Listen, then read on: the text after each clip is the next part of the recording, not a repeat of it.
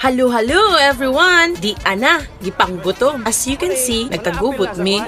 This was our late lunch, literally eating out at the back of Jollibee. Anyway, this time, we will be heading to Tagaytay. But because everybody is hungry, we had our stopover outside Jollibee. Syempre, dahil Girl Scout tayo, laging handa, may baon kaming humba. May daing at tuyo pa na side dish. Hindi halatang gutom. Walang pakialam sa paligid, mahalaga makakain at mabusog kami.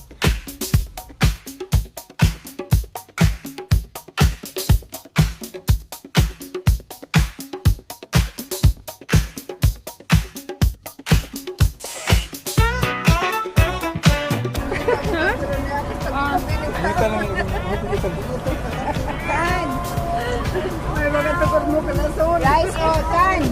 Okay, Jack. Mana yang kita Jack? Rice isa. Ito ang buwan. Dara. Ay. Ako lang